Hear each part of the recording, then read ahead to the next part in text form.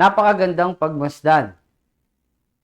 At ang imahe na makikita natin sa aking likuran, ayan ang mga bagay na madalas makikita natin lalo sa ngayong kapanahunan. Yan yung mga bagay na inaasahan ng karamihan. Yan ay nagdadala ng ngiti sa sino mang nagbibigay nito or tumatanggap. Ano ito? Yan ay ang regalo. Or sa ating mga Pilipino, tinatawag nating aguinaldo. Ang salitang aguinaldo ay nagmula sa salitang Espanyol ng ibig sabihin ay regalo. Ang maraming tao sa kapanahonang ito umaasa na makatanggap ng bagong damit, bagong kagamitan, ang mga kabataan, bagong laruan, pera, or kung ano-ano pa man, na ito ay inaasahan ng karamihan na matanggap nila para sila ay maging masaya.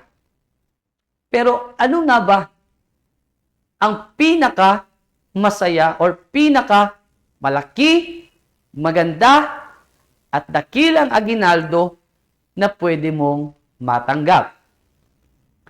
Hayaan yung ibahagi ko sa inyo itong nakasulat sa salita ng Diyos.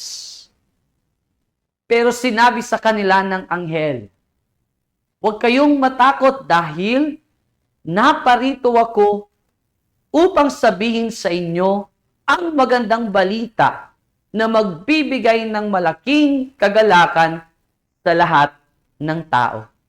Kaibigan, meron magandang balita na magdadala ng malaking kagalakan sa iyo. Dahil sa araw ng Kapaskuhan, matatanggap mo ang pinakadakilang aguinaldo. Sino ito? Yung tinutukoy ng anghel sa binasa natin ay walang iba kundi si Jesus. Si Jesus ang pinakamalaking aguinaldo o regalo na ibinigay ng Diyos para sa iyo. Kaya't sa araw na Kapaskuhan, hayaan mong matanggap ang pinakatotoong may kahulugan ng araw na ito. Pumunta ka dahil iniimbitahan kita sa araw ng Kapaskuhan, December 25 at 10 a.m. sa ating simbahang universal at matanggap mo ang tunay at pinakamalaking aguinaldo. Kasama ang iyong pamilya, magsasama-sama para tanggapin si Jesus. At sigurado kami na kapag tinanggap mo ang aguinaldong ito, magdadala ito ng napakalaking kagalakan sa iyo at sa pamilya mo.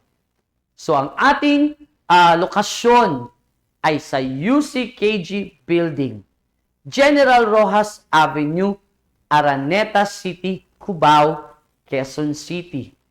Tayo ay nasa gitna ng Shakey's Restaurant and National Bookstore.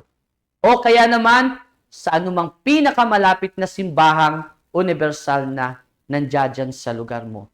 Kaibigan, ang anghel ay may magandang balita. Huwag mong sayangin or huwag mong hahayaan na hindi mo matanggap ang pinakamalaking aguinaldo. Magkita-kita tayo sa araw ng Kapaskuhan. Pagpalain kayo ng Panginoong Diyos.